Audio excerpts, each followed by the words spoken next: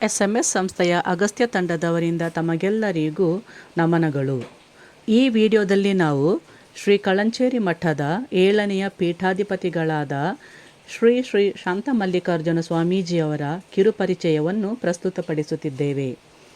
ಸ್ವಾಮೀಜಿಯವರು 1962ನೇ ಇಸವಿ ಸೆಪ್ಟೆಂಬರ್ 30ರಂದು ಸೋಮವಾರಪೇಟೆ ತಾಲೂಕಿನ ಆಲೂರು ಸಿದ್ದಾಪುರ ಗ್ರಾಮದಲ್ಲಿ ಜನಿಸಿದರು. ತಂದೆ ಜಂಗಮಲ್ಲ ಸಿದ್ದಯ್ಯ, ತಾಯಿ ಶಾಂತಮ್ಮ. ದಂಪತಿಗಳಿಗೆ 7 ಗಂಡು ಮಕ್ಕಳು ಮತ್ತು 2 ಹೆಣ್ಣು ಮಕ್ಕಳು. 9 ಮಕ್ಕಳಲ್ಲಿ ಕೊನೆಯವರಾಗಿ ಜನಿಸಿದ ಸ್ವಾಮೀಜಿಯವರು 1979ರಲ್ಲಿ ತಮ್ಮ ಗುರುಗಳಾದ ಶ್ರೀ ಕಳಂಚೇರಿ ಮಠದ 6ನೆಯ ಪೀಠಾಧಿಪತಿಗಳಾಗಿದ್ದ ಶ್ರೀ ಶ್ರೀ ಶಾಂತಮಲ್ಲ ಸ್ವಾಮಿಯವರಿಂದ ಸನ್ಯಾಸತ್ವ ದೀಕ್ಷೆ ಪಡೆದುಕೊಂಡರು. 1979ರಿಂದ 1986ರವರೆಗೆ ತುಮಕೂರಿನ ಶ್ರೀ ಸಿದ್ಧಗಂಗಾ ಮಠದಲ್ಲಿ ವಿದ್ಯಾಭ್ಯಾಸ ಪಡೆದು ಧಾರವಾಡಕ್ಕೆ ತೆರಳಲು ತೀರ್ಮಾನಿಸಿದ್ದರು. ಆದರೆ ಅದೇ ಸಮಯದಲ್ಲಿ ತಮ್ಮ ಗುರುಗಳಾದ ಶ್ರೀ ಶ್ರೀ ಶಾಂತಮಲ್ಲ ಸ್ವಾಮಿಯವರು ಅನಾರೋಗ್ಯಕ್ಕೆ ತುತ್ತಾದುದರಿಂದ ಸ್ವಾಮೀಜಿಯವರನ್ನು ಶ್ರೀ ಮಠಕ್ಕೆ ಕರೆಸಿಕೊಂಡರು. 1997ನೇ ಆಗಸ್ಟ್ 17ರಂದು ಶ್ರೀ ಮಠದ 6ನೆಯ ಪೀಠಾಧಿಪತಿಗಳಾಗಿದ್ದ ಶ್ರೀ ಶ್ರೀ ಶಾಂತಮಲ್ಲ ಸ್ವಾಮಿಯವರು ಲಿಂಗೈಕ್ಯರಾದರು. ನಂತರ ಶ್ರೀ ಶ್ರೀ ಶಾಂತಮಲ್ಲಿಕಾರ್ಜುನ ಸ್ವಾಮೀಜಿಯವರು ಶ್ರೀ ಕಳಂಚೇರಿ ಮಠದ 7ನೆಯ ಪೀಠಾಧಿಪತಿಗಳಾದರು.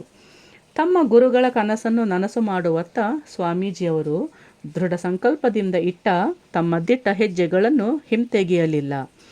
ಶ್ರೀ ಕಳಂಚೇರಿ ಮಠವನ್ನು ಶೈಕ್ಷಣಿಕ ಕ್ಷೇತ್ರವಾಗಿಯೂ ಆಧ್ಯಾತ್ಮಿಕ ಕ್ಷೇತ್ರವಾಗಿಯೂ ಹಂತ ಹಂತವಾಗಿ ಬೆಳೆಸಲು ನೀಡಿದ ಸ್ವಾಮೀಜಿಯವರ ಕೊಡುಗೆ ಅಪಾರ. ವ್ಯವಸಾಯ ಕ್ಷೇತ್ರದಲ್ಲಿಯೂ ಸ್ವಾಮೀಜಿಯವರು ಉತ್ತಮ ಕೃಷಿಕರಾಗಿರುತ್ತಾರೆ ಎನ್ನುವುದು ಕೂಡ ಹೆಮ್ಮೆಯ ವಿಷಯ. ಶ್ರೀ ಮಠದಲ್ಲಿ ಮಾಸಿಕ ತತ್ವ ಚಿಂತನಗೋಷ್ಠಿ ಹೊಂಬೆಳಕು ಎಂಬ ಕಾರ್ಯಕ್ರಮವು 2002ನೇ ನವೆಂಬರ್ 15ರಂದು ಪ್ರಾರಂಭವಾಯಿತು. ತದನಂತರ ಹೊಂಬೆಳಕು ಕಾರ್ಯಕ್ರಮವು ಪ್ರತಿ ತಿಂಗಳ ಮೊದಲನೇ ಭಾನುವಾರದಂದು ಅತ್ಯಂತ ಫಲಪ್ರದವಾಗಿ ನಡೆಯುತ್ತಾ ಬಂದಿದೆ. ಈ ಚಿಂತನಗೋಷ್ಠಿಯು ಈ ತಿಂಗಳ ಮೊದಲ ಭಾನುವಾರದಂದು ಅಂದರೆ 4/8/24ರಂದು ತನ್ನ 222ನೇ ಕಾರ್ಯಕ್ರಮವನ್ನು ಯಶಸ್ವಿಯಾಗಿ ಪೂರ್ಣಗೊಳಿಸಿತು. ಅದೇ ರೀತಿಯಲ್ಲಿ ಸ್ವಾಮೀಜಿಯವರು ಪ್ರತಿ ತಿಂಗಳ 2ನೇ ಶನಿವಾರದಂದು ಶ್ರೀ ಭಗವದ್ಗೀತೆಯ ಪ್ರವಚನವನ್ನು ಬೋಧಿಸುತ್ತಿದ್ದಾರೆ.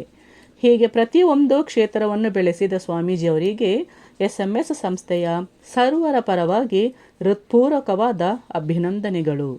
ತಮ್ಮ ದೃಢ ಸಂಕಲ್ಪವು ಇಡೀ ದೇಶಕ್ಕೆ ಮಾದರಿಯಾಗಲಿ. ನಮ್ಮ ಪೂಜ್ಯ ಸ್ವಾಮೀಜಿಯವರ ಪರಿಚಯವನ್ನು ಆಲಿಸಿದ ತಮಗೆಲ್ಲರಿಗೂ ಶುಭವಾಗಲಿ. ಧನ್ಯವಾದಗಳು.